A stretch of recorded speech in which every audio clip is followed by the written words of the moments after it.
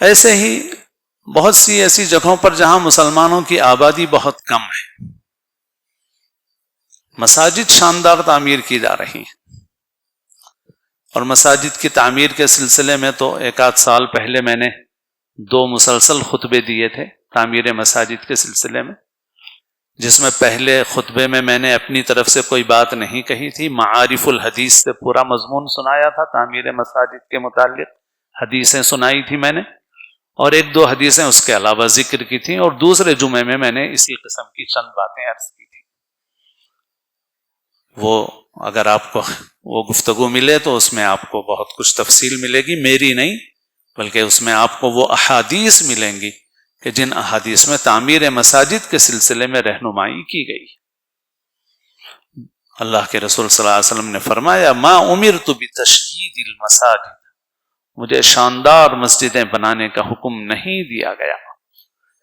آپ صلی اللہ علیہ وسلم کے پاس لا کر مال پیش کیا انصار نے، اور انصار نے درخواست کی کہ ہمارے لیے ایک شاندار مسجد بنا دیجیے۔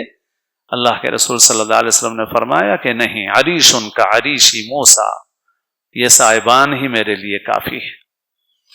تو بہرحال آبادی بھی نہیں ہے وہاں پہ، چنانچہ ایک جگہ پر گھر مسلمانوں کے چند ہیں، مسجد بہت شاندار بنائی، باہر رہتے ہیں وہ لوگ، سعودیہ میں رہتے ہیں، پیسہ بہت ہے مسجد تعمیر کرنے والوں کے پاس۔ انہوں نے کہا کہ بھائی ہم 1 کروڑ کی مسجد بنائیں گے، 1 کروڑ کی مسجد بنائی۔ اس کا رد عمل یہ ہوا کہ اس گاؤں والوں نے شاندار مندر بنانے کا فیصلہ کیا اور مسلمانوں سے بھی چندہ لیا، دینا پڑا۔ بھائی جہاں پر چند گھر ہیں، آپ کو سوچنا چاہیے آپ کو وہاں کیا کام کرنا چاہیے، امت کی ضرورت کا کون سا کام ہے، امت کے فائدے کا کون سا کام ہے۔ صرف 1 کروڑ کی مسجد بنا دینا کوئی فائدے کا کام نہیں ہے۔ خالی آپ کا نیک جذبہ کافی نہیں ہے کہ مسجدیں بنائیں گے، مسجدیں بنائیں گے، مسجدیں بنائیں گے۔ ضرور مسجدیں بنانا چاہیے، اور چھوٹی چھوٹی آبادی میں بھی مسلمانوں کی مسجدیں ہونی چاہیے، سیدھی سادی ہو، صاف ستھری ہو، مینٹیننس اچھا ہو، اس کا نماز کی سہولت ہو، اتنا کافی ہے۔